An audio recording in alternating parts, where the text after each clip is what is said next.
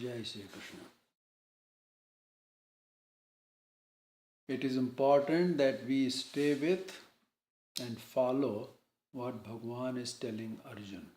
Therefore, at this point, I would like to refresh our understanding.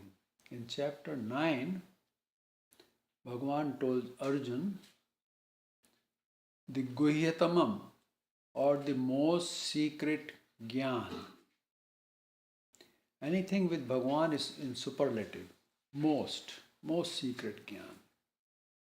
Or in this Gyan, he said that the creation and dissolution of this Srishti is done by his Adi Shakti Maya.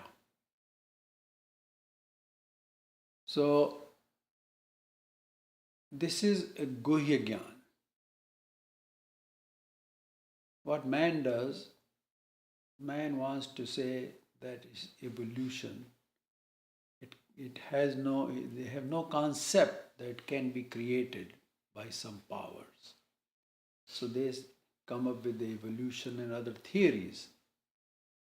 But Bhagavan here says very clearly that my power, Adi Shakti, my main power, Maya, is who does all this creation and dissolution. And the word is my. It's not independent Shakti.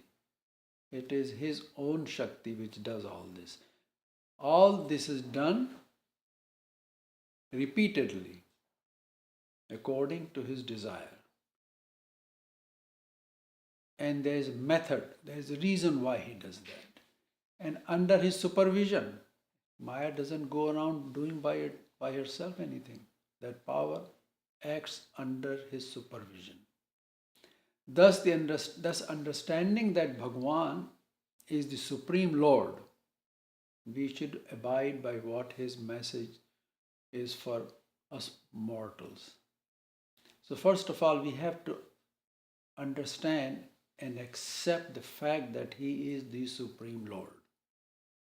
And the Supreme means there is nothing above him. He is the most Supreme Lord. And he is creator. So he knows why creation is done. Okay? So we should not question. The moment we start questioning, that means we are not accepting him as a Supreme Lord. However, most of us read Gita but fail to understand what is being said to us by Bhagwan. We continue to see all of what we read through the colored glasses of our individual karam phal and remain bewildered and with vain hopes, futile actions, and fruitless gyan. Everybody has their own version of gyan. And their action lead into futile phal. It's no use. This results in such people to embrace a fiendish, demonical, and delusive nature. Although in ninth chapter, the Bhagwan has expanded on the fact that he is to be worshipped. And at the end, he goes on to say as to what and how we should conduct ourselves in the sansar. Here in this chapter, Bhagwan is describing how we can see him everywhere through his vibhuti or glory. His glory is everywhere. But here he is telling how we can see him through his glory.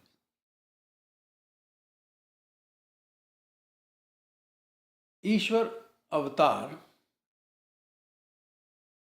as that of Bhagavan Sri Krishna, is also vibhuti of Parameshwar.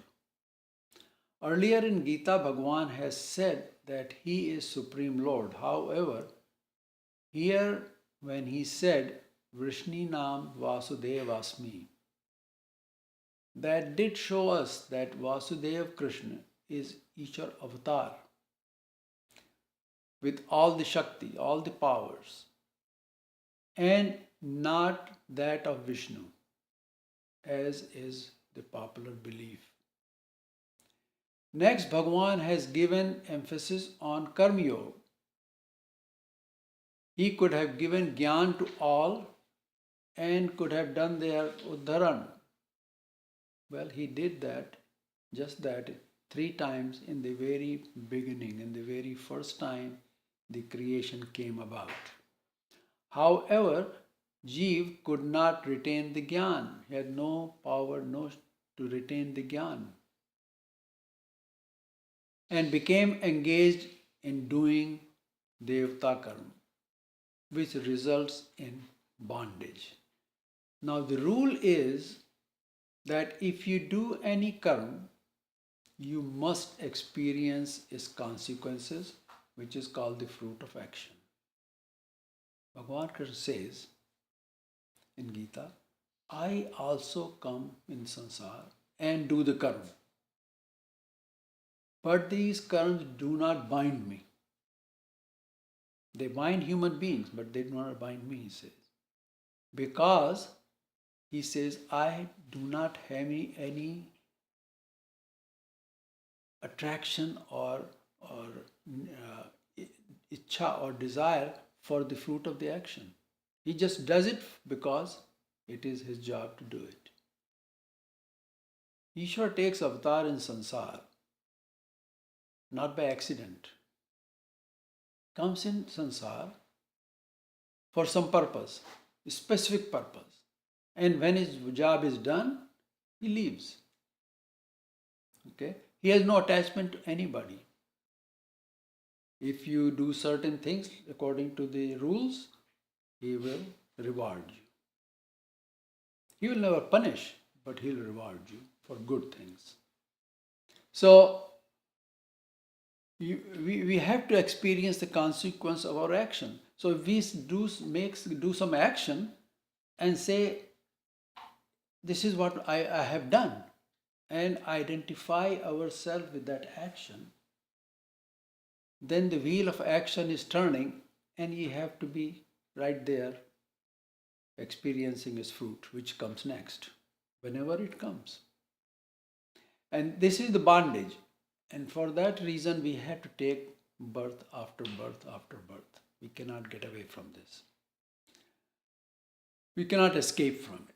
Bhagavan has also said that in the end, all of us, Jeev, must go to Ishwar, which is our ultimate destination or gati. Gatir bharta prabhu sakshi nivasam sharanam surhadra.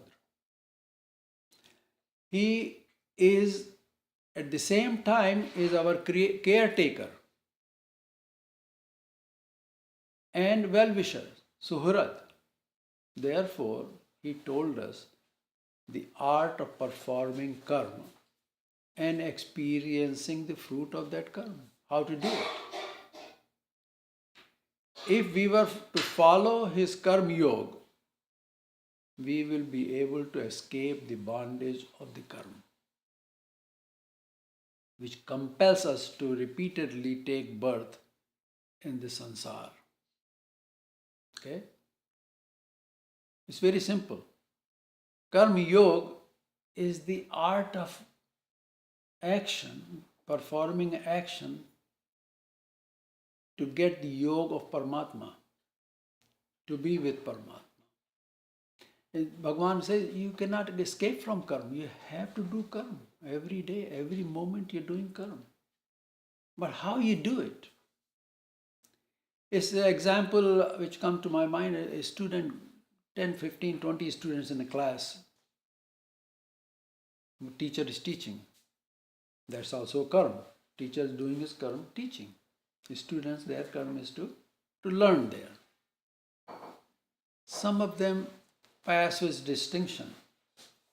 Others fail. Because those who pass with distinction, they perform their karma according to the rules in a right way.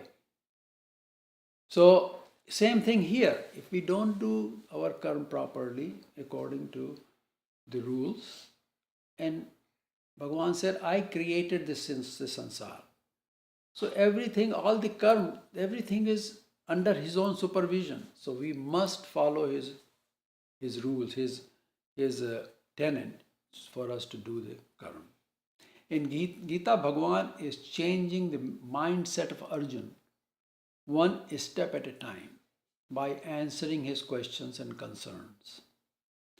At the end, Arjun was convinced. In the beginning, he was arguing with Bhagavan Krishna. He was even lecturing Bhagavan Krishna about dharma. Okay? In the first chapter. But in the end, he was convinced and he followed Bhagavan's command. There is a bhajan in which the poet says, Ajab हैरान हूँ भगवान, तुझे कैसे रिझाऊं मैं, नहीं वस्तु कोई ऐसी जिसे सेवा में लाऊं मैं. Meaning that Bhagavan, I am perplexed and confused as how can I please thee. I know of nothing which I can perform, with which I can perform your seva. Here in Gita, Bhagavan gives the answer by saying, you can offer your mind to me. That's the thing you have to offer, not the worldly thing. Money has no value there. So, what Bhagavan says, Man mana bhav mam bhakta. You offer your mind to me. Think of me. Go about your daily work. He says, just do your daily work, whatever you're supposed to do, while keep remembering me always. This is how we can please Ishwar. This is bhakti, which is also karma yoga. In Shlok 10, Bhagavan said that those who constantly worship me with love and affection, to them I give that gyan which delivers them unto me. What it is? He gives them dadami buddhi yogam ta. He said that I give them the buddhi yoga. This is what we call Shabd Gyan. So, what is the Shabd Gyan? Not until too long ago, the children used to obey their parents. Now things are changing. Already have changed. So before, what used to be, when the parents said that you should worship a certain deity, the child did not object and he did exactly that. He believed that my father will tell me what is good for me. Bhagavan Sri Chakradhar has said that everyone believes in what their apt tell them. The one who will not lead them in the wrong path, we call them our own or apt. Somebody you can connect with or consider, yes, that person is telling me the truth. This is what Bhagavan is telling here. He's saying that by those words, I give them the Shakti or the power which makes everything clear to them. He gets the Shakti through which he can get Ishwar Gyan. With this Gyan, he gets into Bhakti and eventually gets the Parampad of Ishwar. Then in Shlok 11, Bhagavan said that upon getting this Gyan, what happens? Because of the Agyan. Now this is something we have to understand. We all have under Agyan, we do not have Gyan. What is Agyan? Because of the Gyan, there was darkness which covered his Swarup. Now we all, within us there is Jeev, which has no Gyan. And he is covered with Agyan. And the Gyan is darkness. So in darkness you cannot see anything.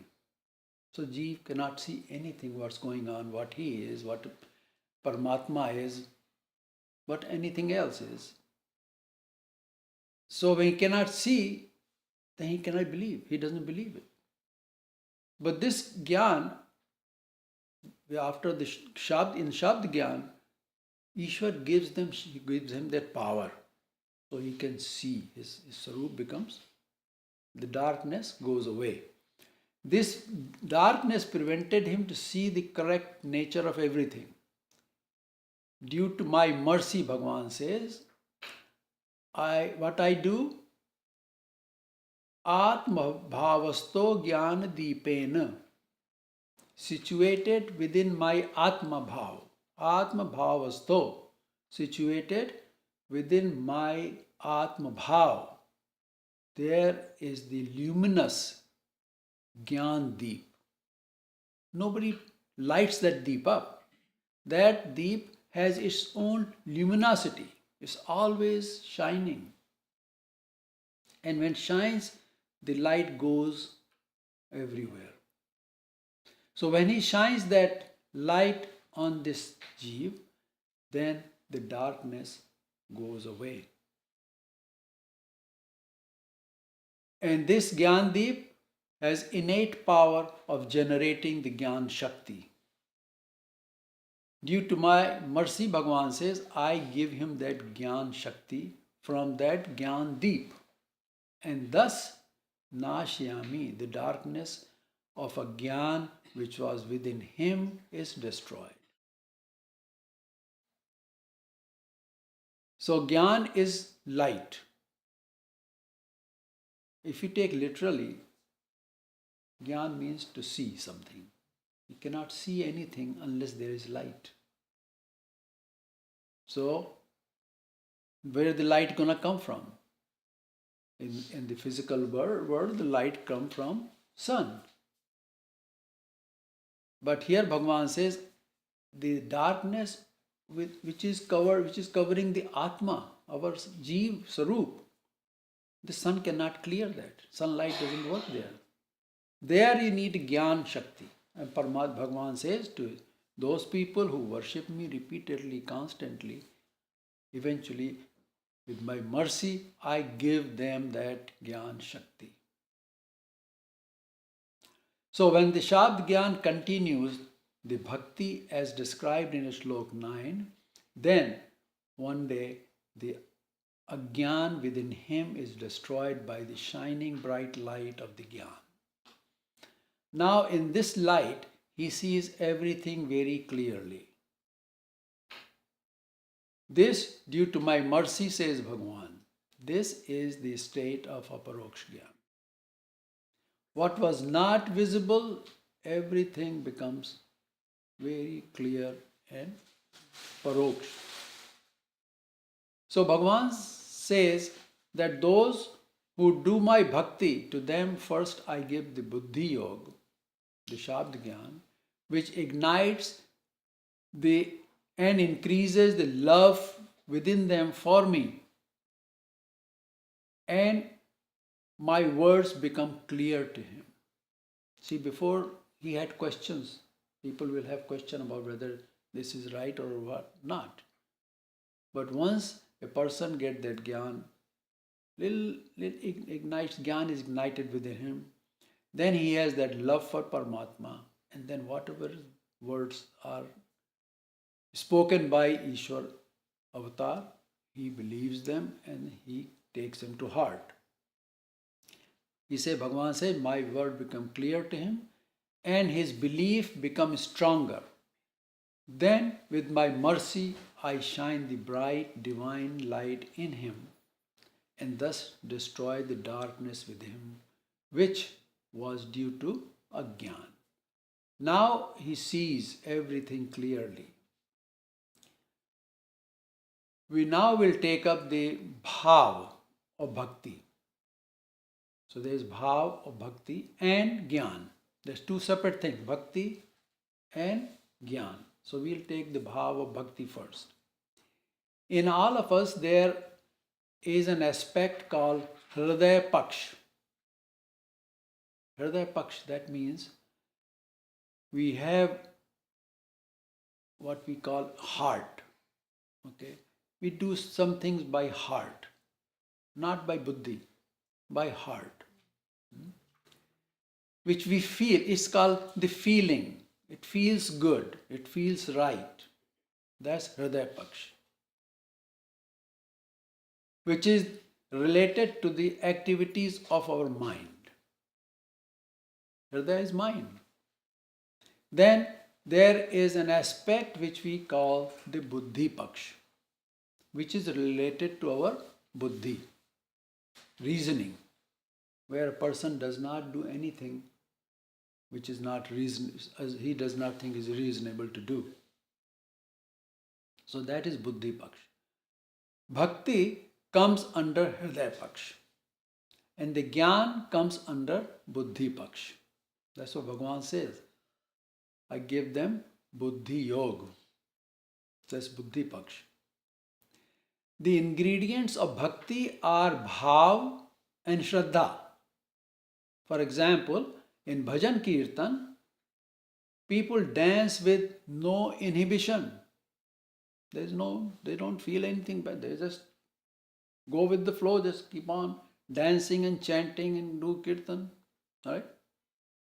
Doesn't matter who says what. That is Hridaya Paksh. This is Bhav. There is no Gyan in it. It's only Bhav, Bhavana. There is no Gyan in it. Anyone can do Bhakti, as done by Eknath, Tukaram, Mirabai. They all did Bhakti. Mirabai just danced whenever she went there, and she didn't care what anybody thinks. So they have no inhibition. No thought is involved in it. In Bhakti, there is trust and faith. This is the first step of Dharma. All religions of the world are on faith. For example, a Christian has faith in the Bible. He says that those who do not live according to the Bible, after death, they will forever burn in hell. Okay? That's what their faith is. And the born again Christian is not even ready to hear anything else. He considers Jesus as God and the Bible as the Word of God. That's Bhakti. Here Bhagavan is saying that first you come to me through Bhakti. And when you are constantly engaged in my Bhakti, I give you the Buddhi Yoga with which you can come to me. Here the Bhakti is that of Ishwar, not just anybody else. And it is done by his jap, with total faith in him. Otherwise jap is no good. Naam jap. By putting the mind in Ishwar, while doing the jap of his Naam, the mind is slowly purified, step by step. Now, when Ishwar gives the Gyan, such a mind will stay very quiet, and the Bhakti and the Buddhi, which is now endued with the Satya, Satogun, makes us act according to the Gyan. That clear? When you do the Naam Jap, you are doing the Jap of Naam of Parmeshwar. Okay? Parmeshwar has no ego problem, no bondage, nothing. He is Sat. He is a Nitya Sattva. So, when you do that slowly and slowly, that quality will come into our mind because we put our mind to it. Okay? Sangat kariye sadhu ki badat bad jaye. So when our mind is getting in tune with Ishwar Naam, then certain qualities of Ishwar will slowly and slowly come into our mind and purify our mind. Okay? When the mind is purified, that's when Bhagavan says, I give him the Buddhi Yoga. That's the only time a mind can stay quiet and not come in the way of getting Gyan. Usually mind comes in the way of getting Gyan. So Bhagavan says, I give him Buddhi Yoga because now his mind is purified, he stays quiet. What quiet mind is? Quiet mind is there is no activity in the mind. Buddhi is acting. Buddhi become very sharp now. And so whatever is being told in the Gyan, Buddhi takes it in and works according to that Gyan. Bhagavan says that such a person of pure mind comes to me through prem. He has love for me, he says. And he will get the Buddhi Yoga. The Buddhi Yoga is the Gyan Yoga. Bhagavan says that first do my bhakti, then I'll give you the Gyan and open your Buddhi Paksh. Now their Buddhi becomes very sharp. What is this Gyan like? It is a luminous deep lamp. Its light is cool. Usually the light has warmth in it.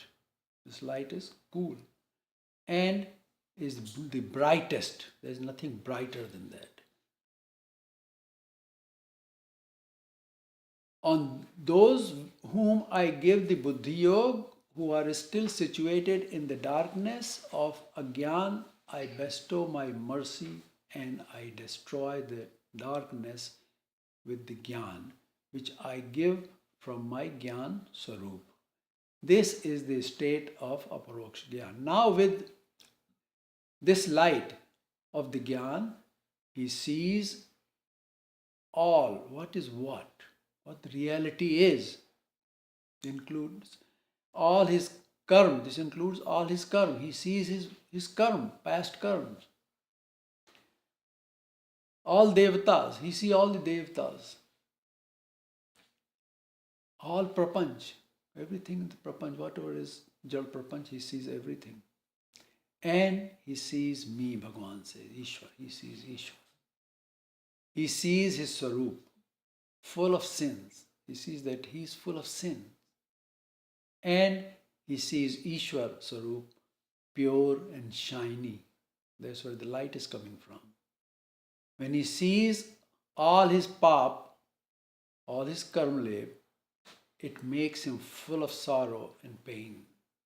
This is what is saying Agyan Jantam. Agyan Jantam. This is in Shlok 11. He sees himself, his Swarup. He sees himself dark, of the dark shadow of the Gyan, and sees the Ishwar Swarup pure and shiny. So this tam or the darkness, Agyan Jam Tam, Jam means it is coming out of Agyan. The tam means the darkness which is on him is coming because of the Agyan. So Agyan Jan Tam, and he sees Ishwar as clean, pure, shiny Swarup. Then what he does? Nashayam. He removes that darkness of Agyan with this Gyan. He now sees the body. There is one thing important to understand. He sees the body, physical body, as a molting of a snake. Just like example is snake molting. Kenchul bol, in Hindi they call kenchul, snake kenchul. He sees his body as is molting, or kenchul is like a snake has a kenchul. When the snake comes out of the molt, it feels no pain. He simply discards it. We are unable to discard our body. But the Gyan sees the perishable nature of the body very clearly. Since the very cause of the body, the Agyan, has been removed, his body does not remain. He is now no use for the body. The body doesn't remain. This physical body is gone. Now he lives in the shining bhav of the Atma. Now that jeev becomes worthy of the state of moksha. You see? That's why as long as you keep paying attention, too much attention to your body, that means getting attached to it. It's okay to keep it running, to do bhakti and everything else, to take care of it. But making body as the most important thing in your life, you cannot get there. You just, because the body is going to end one day. It's got time limit. So why the Jnani says, when he got Jnana, he says, he sees it. He just not from words. He sees this body is going to go away. He sees it going. He just leaves it. There's no body for him. He doesn't need it. Because body is the cause of all pains and sorrow. This is further elaborated in Shlok 10 and 11. Having listened to Bhagwan explain all this, Arjun believed that Bhagwan is the beginning of all creation. And thus Arjun starts to do Bhagwan's stuti. So Arjun says, next shlok, Arjuna uvacha param brahma param dhama pavitram paramam bhavan purusham shashvatam divyam adidevam ajam vibhum. Purusham Shashvatam. Arjun says to Bhagwan, Bhavan, thou art Param Brahma, the Supreme Brahma. Param Dhama, the Supreme Abode. Pavitram Paramam, the Supreme Purifier. Purusham Shashvatam, the Shashvat Purush or the Eternal Purush. Divyam, the self-luminous. See, say the word divine. Divine come from this, Divya. The Div is the entity which has its own luminosity. Okay? It shines from within. That's what Divya is. And that's what divine is. Divine nature. The person's nature which just comes right out. Which shines. Is self-luminous.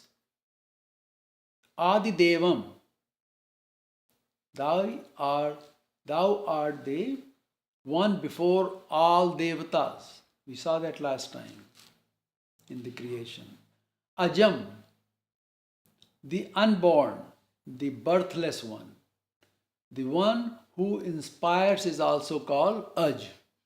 Gives inspiration. Bhagavan always tries to inspire us to get ourselves higher and higher and higher, get better. Therefore, thou art the cause of all that happens in samsara. That's what Arjuna says. You are Vibhum, the Lord of everyone, Vibhu, the all-pervading. Arjuna says, thou art the Supreme Brahma.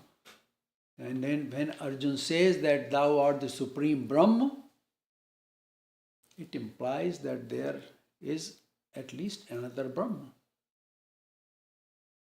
Right? When he says Supreme Brahma, must be another Brahma. So, in fact, Gita recognizes another Brahma. In chapter 14, Shlok 3, Bhagavan tells Arjun, my primordial nature, the Prakriti, known as the Mahat Brahm, great Brahm, is the womb of all creatures.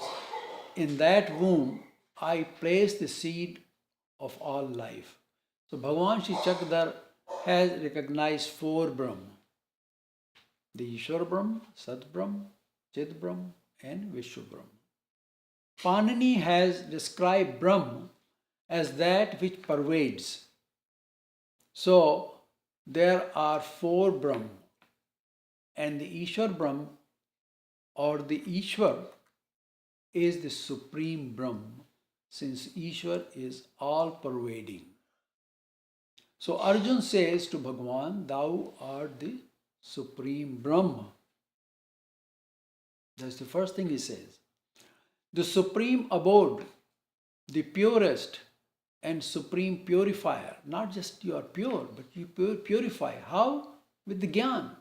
He is the source of all Gyan, Shakti. And that purifies everything. In Gita it comes that a little bit Gyan is like a chingari, or what you call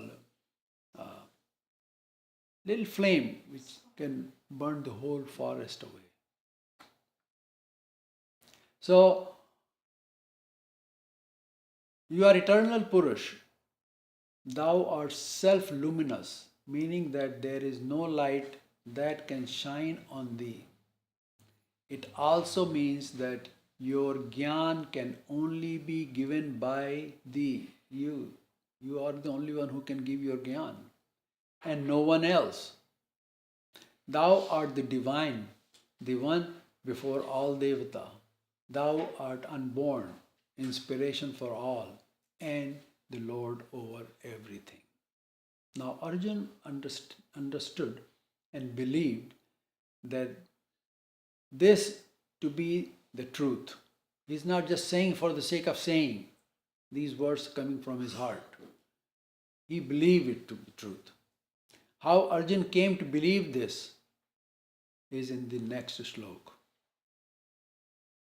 आहुस्त्वां ऋषयः सर्वे देवर्षिर्नारदस्तथा असितो देवलो व्यासः स्वयं चैव ब्रवीषि मे. In this slok, Arjun mentions Devarshi Narad as well as Asit, Rishi Asit, Rishi Deval, and Rishi Vyas. Arjun is giving example of these great rishis, of all of whom were the great ones in that time. And he is saying that all these say the same about you. So, who were these great rishis? Asit. The word Sit in Sanskrit means white. So Asit is black, opposite of white. So the one who is not white is called Asit. Thus another meaning of Asit is Krishna. Krishna is also dark. One of the Vyas was called Krishna Vyas, or the Krishna Dwapayan Vyas. He was also called Asit Rishi. There are several Vyas. So the Krishna Dwapayan Vyas was also called Asit Rishi.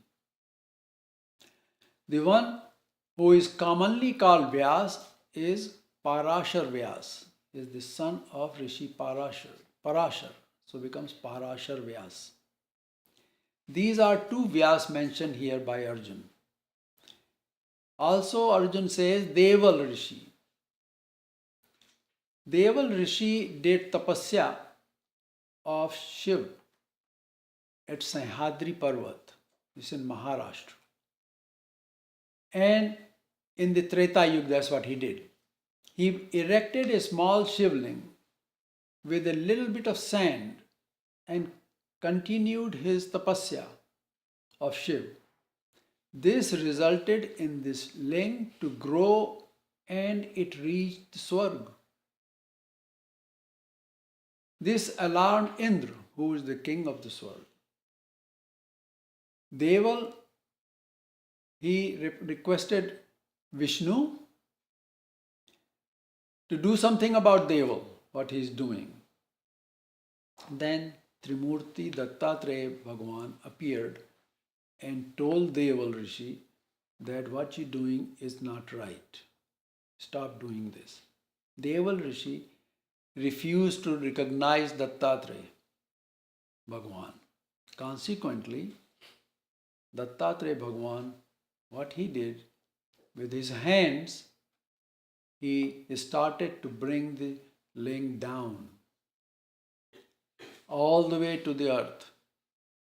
Then Deval Rishi prayed to Dattatreya Bhagavan and said that, Prabhu, I could not recognize you. Please forgive me and please leave the ling to the height of 1.5 hands or about 5 feet. He also prayed to Bhagavan to please you sleep here every day at this place at night. The ling and the Bhagavan's resting place, they are still today at Sahyadri mountain in Maharashtra. Although Dattatreya Bhagavan avatar is in all yugas, Chaturyug, it remains invisible. Nobody can see unless he wants to show somebody. He came to Rishi Deval. This place is called Mahurgarh. Deval Rishi is also in all yuga, 4 yuga, and now he remains invisible. He has written many granth. He was very well known, respected rishi at that time. So here Arjuna is saying that all the rishis, the Deva Rishi Narad, as well as Asit, Deval Rishi, and Parashar Vyas, they all declared that thou art Paramatma, the eternal, the self-luminous Purush. You are divine, you are Divya. And Adidev, Ajam, they all say same thing about you. Thyself said the same to me. Saying all this, Arjuna seemed to have some reservation as to how can he know the Paramatma Tattva, as is shown in the next shlokas. So he knew and he recognized that all the rishis saying the same thing, what Bhagavan, you telling me. But he still has some reservation, so he says that in the next shloka.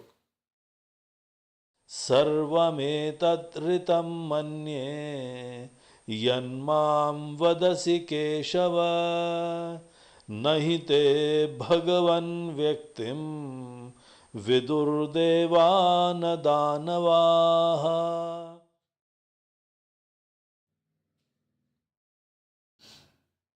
Yanma vadasi Keshava, O Keshav, all that thou art sayest to me,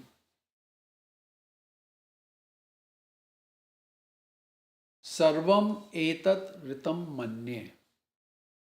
I regard all this to be the truth. Whatever you saying to me, I regard it to be the truth. Nahi te bhagavat vyaktim. Bhagavan vyaktim. Bhagavan, your manifestation is not known to either devas or danav. Neither Dev knows your, Devta knows your manifestation, or nor the Danav knows your manifestation. Here by saying Devas and the Danav, Arjun covered everyone. Who are these Devas and Danav? Both Dev and Danav, they went to Prajapati for education, to study. Man was there too with him, with them, both of them. Devas are the ones with Rajogun. So those who have Rajogun in them, they were Devas. And those with Tamogun were Danav. Both were human beings, but Dev and Danav. So in Sansar, what do we have? Rajogun and Tamogun. So by saying Dev and Danav, Arjuna has covered everybody. The Dev is represented by Indra, and Danav are the ones with Tamogun, as represented by Virochan. Both are at the same state. However, their Swabhav, their nature, they are different. So Arjun says that neither one of them know this bhav of yours. In the next slok, Arjun says, who knows you, Paramatma? Neither Dev know nor Danav know, but who knows it? He's saying that now in the next slok. स्वयमेवात्मनात्मानं वेत्थत्वं Purushottama भूतभावनभूतेश देवदेव जगत्पते.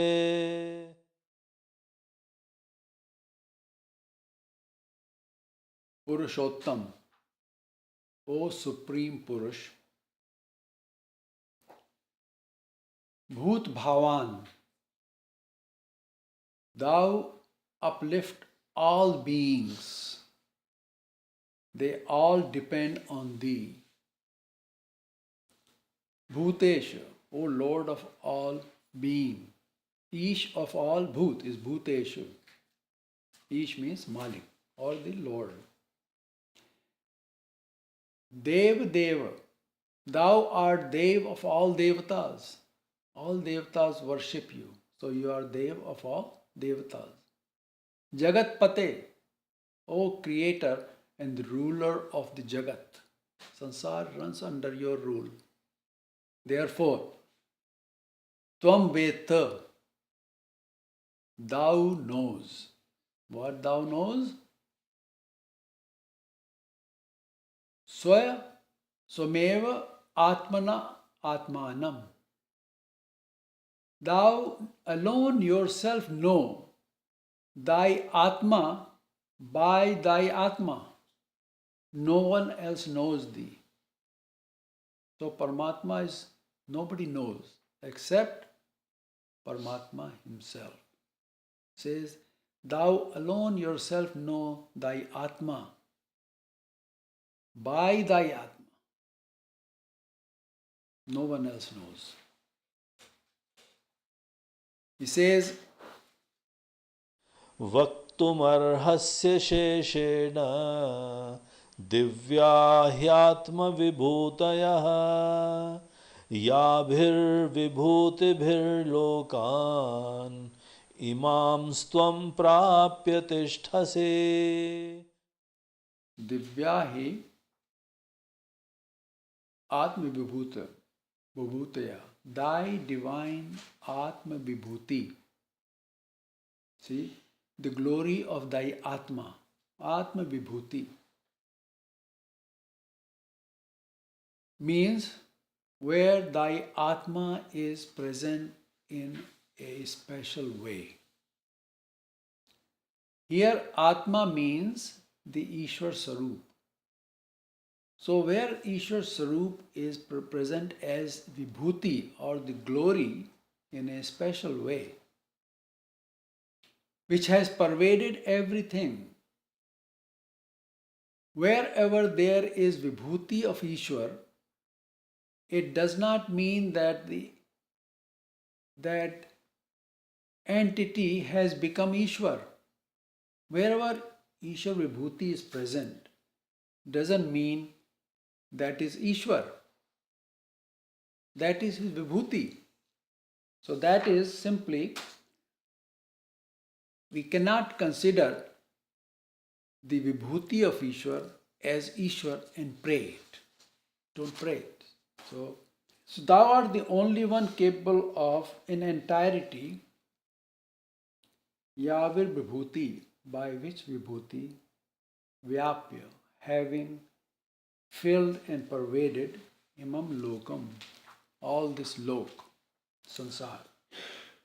Stvam Tishtati, thou remains situated separately. Now, what Arjuna is saying here is, yes, your Vibhuti is everywhere, but you are not there. It's your power which is there. Glory is the power of Ishwar, not Ishwar himself is not there. He is everywhere, but he is projecting his power in a special way so we can recognize that there is Ishwar. That is not Ishwar. Vibhuti is not Ishwar. But there is Ishwar. That is a way for us to see and recognize that there is Ishwar. Because here he says, Stam Tishtati, thou remains situated separately from these Vibhuti. You are not Vibhuti. Vibhuti is there, but thou art totally separate from it. Okay? So when Bhagavan Krishna is talking to Arjuna, it is Ishwar's Vibhuti there, but who is talking there? It's Ishwar himself is talking, which is separate. So it exists separate from everything else. That's why Ishwar is alipt. Arjuna said, thou art unmanifest.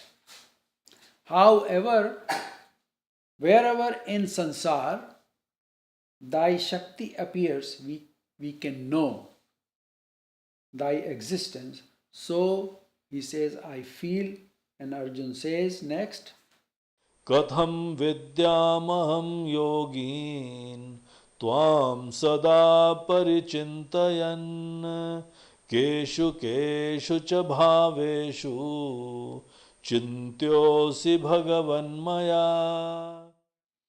Keshu keshu chabhaveshu chintayo bhagavan maya. He says, kathamam vidyam aham yogim. Arjuna is saying, here Arjuna is calling Bhagavan Krishna as yogi. Katham vidyam aham yogi. The knower of the Yog Vidya. Who is yogi? Who knows the Yog Vidya. We saw Karam Yog. Right? Bhagavan tells us Karam Yog because he knows what it is. So, getting union with Paramatma, that Yog only, Arjuna says, you are the only one who knows it. So he calls him yogi. He says, O knower of the Yog Vidya,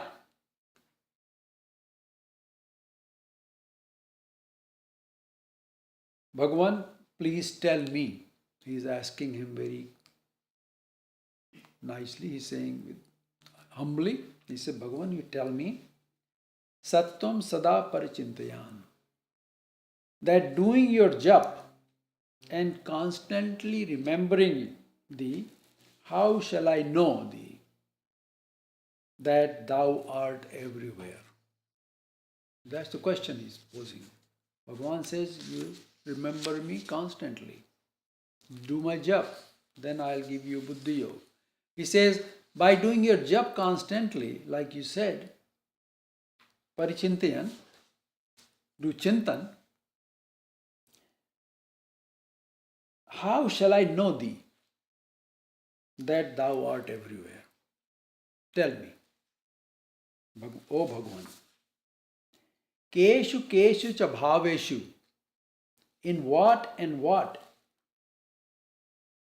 And in what bhav? Chintayosi. I can say that in it there is your Shakti. How can I say which bhav has your Shakti? Which bhav has your Shakti? How can I tell that? I shall not worship those things But by looking at them, I will understand that your Shakti is there. So you tell me, what should I look at? What are these things that I should look at? By looking at them, I can recognize that your Shakti is there. I won't pray to them because I only pray to thee. But I can at least recognize your presence there. What are these things? Arjun goes on to request Bhagavan in the next sloka. विस्तरेणात्मनो योगं विभूतिं च जनार्दन भूयः कथय तृप्तिर्हि शृण्वतो नास्ति मे मृतम्. Hey Janardhan. Now he's calling Bhagavan Krishna Janardhan. The word Janardhan applies to one who sees and knows our misery, dukh. So he's calling Bhagavan Krishna Janardhan. He's not calling him Keshav or other names. So Janardhan is the one who sees and knows the misery. And he was actually miserable. He wanted to find something here. How to see Paramatma, Vibhuti. So, and the person not just only sees and knows our misery, but who gives us sukh. That's what Janardhan is. Okay?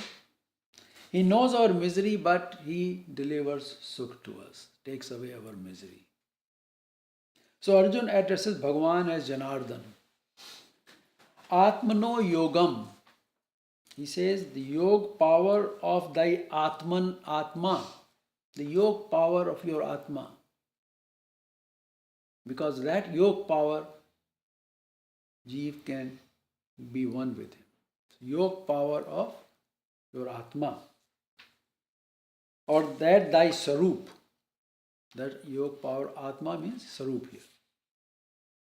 Cha vibhum, vibhutim.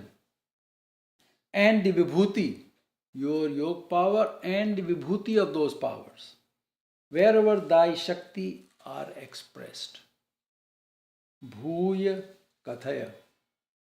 Please speak of those to me again. Bhuya means again. Kathaya, speak to me. What you want to know? His yog power and the vibhuti of the yog power. How he wants to know? Not just in few words. He says, Vistarena. Please say those to me in detail. I want to know it.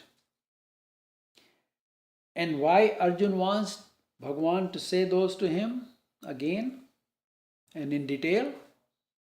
He says, whatever thou art saith is Amrit. And listening to this Amrit, I cannot be satisfied. So, he says, Traptihim nasti. I am not satisfied or of thy speech. Whatever you are saying, I am not satisfied. You have to tell me over and over again, in detail. Because it is Amrit to me. Now this is a very important thing which I felt I should say here. We must understand the state of Arjun here. Here he has so much reverence and love and attraction for Sri Bhagavan that to him the words uttered by Sri Bhagavan are Amrit to him. See? He considered the words coming out of Bhagavan's Sri Mukh as Amrit. We must all cultivate such love and affection towards Bhagavan Sri Krishna, that we get to understand that all the words uttered by thee are the words spoken by Ishwar. And Ishwar is Amrit. Ishwar is Amrit. Sansar is Mrat. Comes to an end. Ishwar is Amrit, is eternal. And Ishwar wants us all to become Amrit. Not just he is Amrit, but Ishwar wants us all to become Amrit. Get away from this cycle of birth and death. Be eternal, like we are in reality. That is why Ishwar takes avatar again and again and imparts the Gyan to those who are worthy of it. Not just anybody, just those who are worthy of it. And one way to know if we are worthy to receive the Gyan is to have love and affection and attraction like that of Arjun towards Bhagavan Krishna. If we have that within ourselves, then we become worthy of getting Gyan. We have to cultivate it. Please do not take these talks on Gita as entertainment or pastime. You have to listen to them and read the Gita in a quiet place and assign certain time for that. With nothing else, mind clearly focused on it.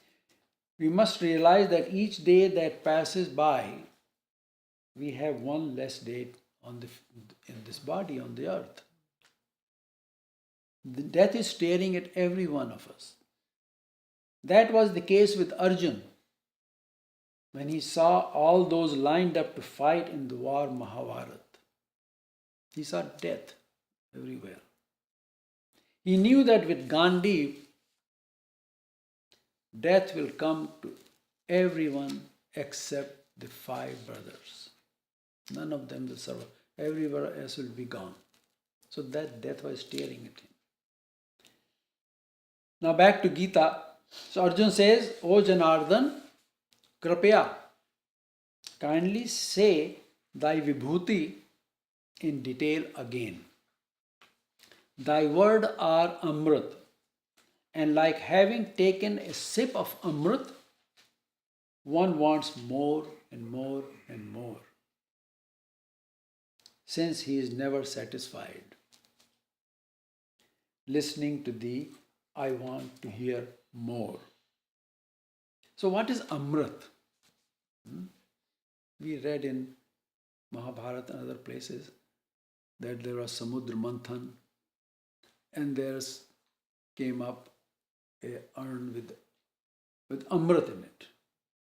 And both Devta and Dana were fighting to get it. So they become immortal, they don't die. Right? And one drop fell someplace, one drop fell someplace, 4 places in all over India, drop fell while they are carrying that kumbh. And that's what they have Kumbh Mela in all those places, because that's what Amrit was. One drop was dropped in there. So what is this Amrit?